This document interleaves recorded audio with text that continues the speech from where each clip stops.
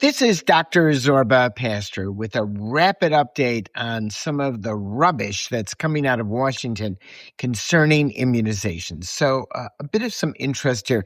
Let's go into the past with the MMR vaccine. Many years ago, there was a vaccine for measles that was one shot, one jab. Then there was a vaccine for mumps that was another shot, another jab.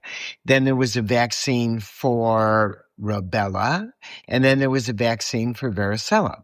So basically, you had to bring your child in, get 4 shots at one time, which really hurt the kid. Imagine being stuck 4 different places, and often required parents to come in once or twice because they wanted to get the shots on different days. So they had to take off of work. They had to pay a copay. Every time you go in, you pay a copay.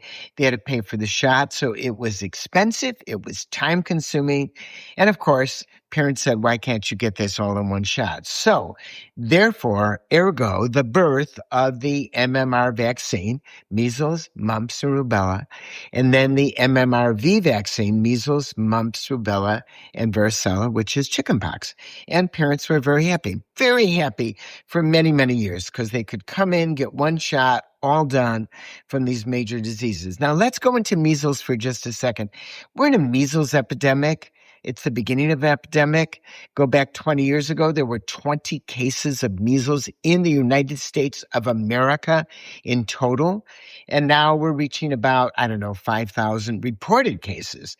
And there are a lot more cases that are not reported because kids have a rash and they don't go into the doctor. Costs money, and there's nothing we really do about it. And let's remember that measles is the most contagious disease around. It's right up there, far more contagious than influenza, far more contagious than any other disease that we know of. And there are different numbers that we give to contagion. So if COVID is a number 2 in this system, and influenza is a number 3 or 4, measles is the number 16, 18. Leave the room, somebody had measles, 30 minutes later, the virus is hanging around and you'll get it. So what does measles do? Well, I've had measles. It's awful. It's a rash.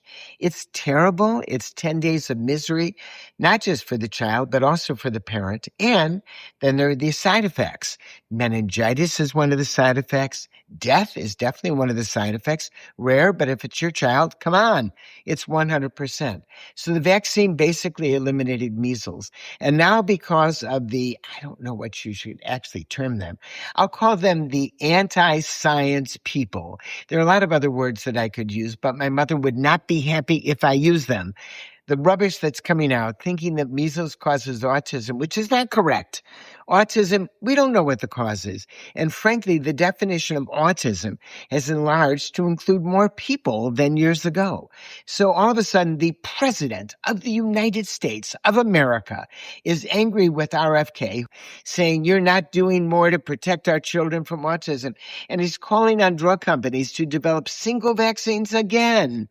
Well, they're not going to do that. It takes time to develop these vaccines. It takes generally 2 to 6 years, maybe even 8 years, because you have to test them for safety and efficacy.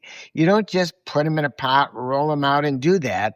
You've got to do double-blind, placebo-controlled, well, not exactly placebo-controlled trials, but you have to do lots of trials. And by the time this president's election is finished, they know that they're going to go back to the MMR vaccine because it's a much better vaccine together. One shot, you're done. And if you want to do MMRV, then it's one shot, you're definitely done. But a lot of people do MMR and then varicella secondary. So why all of this is going on in Washington is really beyond my understanding. It's sort of like the witch trials that took place years ago. Let's just burn the witches. So let's just burn the scientists. Let's just burn the science.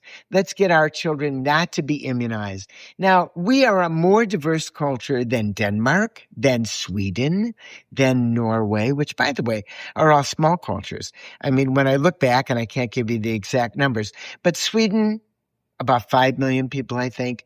Norway, around the same thing in Denmark. So you're talking about roughly, and Finland, you're talking about, I don't know, maybe 20 million people, 15 to 20 million people. There are more people in the state of California and in the state of Texas and in the state of Florida than there is in Europe. And we have a more diverse population with more diverse needs. And basically, increasing immunizations to that population has saved lives, Give another example. The Hib vaccine, which they also want to get rid of, prevents meningitis. Before it was out, when I was first a young doctor practicing, I saw basically 5 kids with meningitis. All of them lost IQ points. All of them had learning disabilities when they entered school.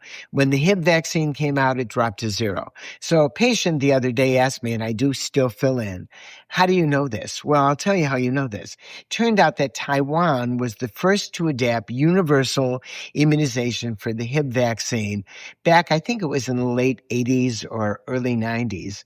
And they dropped meningitis by 99%. And there are one environment, one country. That's where the data comes from. So let's go back to the final line. What can you do? Well, you can do something. If you have a friend, a relative who is an anti-vaxxer, you don't have to tell them to get vaccines. You can start with the discussion of what a vaccine does. I think there are about 10 or 20% that are anti-vaxxers, and that's exactly what they have. That's their cult. They're a cult of anti-vaxxers. Now, I'm not talking about all vaccines. I'm now talking today about the MMR vaccine of varicella. Just this one vaccine. We don't have to lump them all together because that's the one the President of the United States of America is still anti-vaccine. Of course, he got the vaccine as a young child, but he probably didn't because they weren't around. He probably actually got the disease. But anyway, you can start that conversation. You can say, let's go through information itself. You can go to reliable sources, and you might convince 1 or 2 people to get the vaccine. And that, my friend, is the way to go. 1 or 2 people at a time. Are you going to change Washington? Well, there's an election coming up, and you can talk to your elected representatives and ask them what they're doing in a public meeting. That might get you somewhere. But you can also maybe change 1 or 2 people's lives. This is Dr. Zorba, Pastor. Stay well.